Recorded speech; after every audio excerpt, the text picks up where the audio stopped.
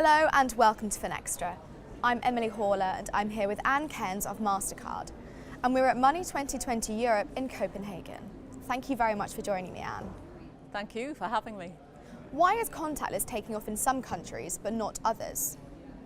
You know, contactless is taking off in about 70 countries around the world. Europe actually passed its 1 billion contactless transaction mark last year, but the biggest country in the world is Australia. And one of the reasons it's really taking off there is the banks have realised that even though they've increased the limit to 100 Aussie dollars for contactless transactions, they're not experiencing any more fraud. But 100 Aussie dollars buys you a fantastic big basket of groceries, whatever you need for your everyday life, and that's why 7 out of 10 transactions in Australia are happening in a contactless way right now. They love it there. What are the challenges in driving the take-up of some of the new payment technologies, such as wearables?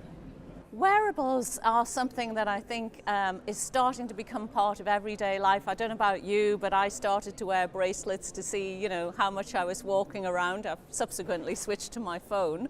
But I think it's all about the way that we live our lives and what we feel comfortable doing.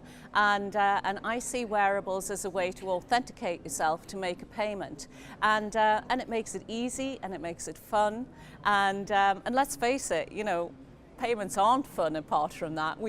That's the bad part about shopping, having to pay. But if you can make something actually secure and something that's part of your everyday life, that's the value of wearables. So will cash have a role in all of this innovation? And if so, what will it be? I think cash will have a role for a long time to come. I think what you're going to have is cash, you're going to have plastic, cards, and you're going to have mobile coexisting. And the whole thing will be what the consumer finds the easiest, the safest, the simplest thing to use. And I think that it's all about consumer choice. And so cash will play a role in places that it's not easy to actually be able to use your card or your telephone. Maybe you don't have a signal in some parts of the world. An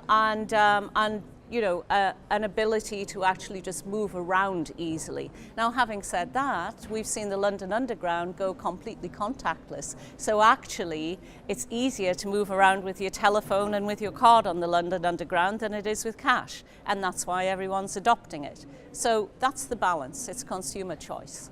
Anne, thank you very much. Thank you. And thank you for watching.